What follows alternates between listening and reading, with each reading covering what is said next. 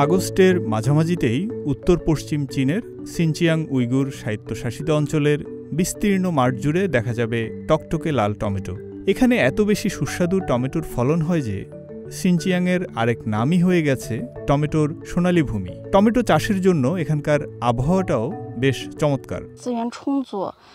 এখানে প্রচুর সূর্যের আলো পড়ে, তাই এখানকার টমেটোতে লাইকোপিনের মাত্রা বেশি থাকে। এখানকার মাটি সেলেনিয়াম সমৃদ্ধ এবং তুলনামূলক বেশি উর্বর। এবছর প্রতি হেক্টরে টমেটোর উৎপাদন প্রায় 120 টন হবে বলে আশা করা যায়। শুধু উপযুক্ত আবহাওয়াই নয়, সেই সঙ্গে যোগ হয়েছে উন্নত প্রযুক্তি, যার কারণে সহজ হয়েছে ফসল তোলা ও পরবর্তী প্রক্রিয়াজাতকরণের কাজ। এখানকার টমেটোর ভেতর থাকা উচ্চমানের উপাদান ও পুরু ত্বক ঠিক রাখাটাই প্রক্রিয়াজাতকরণের উদ্দেশ্য। চেষ্টা করা হয় পরিবহনের সময় যাতে জলীয় অংশ কমে না যায়। ছাংচি হুই স্বায়ত্তশাসিত প্রিফেকচারের মানাস কাউন্টিতে মূলত 1990 সালের দিকে বড় আকারে টমেটোর চাষ শুরু হয়।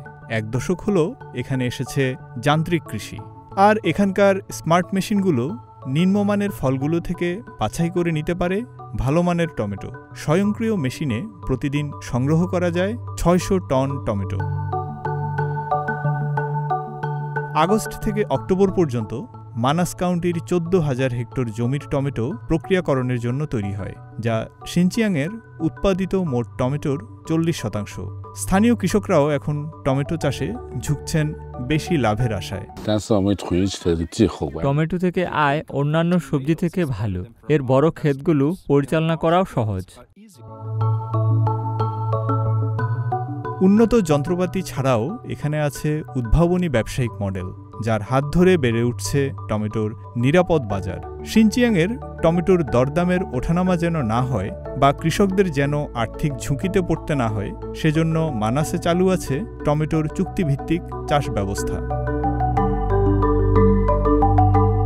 টমেটোর পেস্ট তৈরি করে এমন কোম্পানিগুলো কৃষকদের সঙ্গে আগেই টমেটোর পরিমাণ এবং জাত নিশ্চিত করে এবং টমেটোর গুণমান নিশ্চিত করতে প্রযুক্তিগত পরামর্শও দেয়।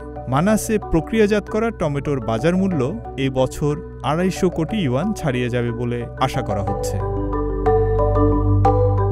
ফয়সাল আব্দুল্লাহ, সিএমজি বাংলা।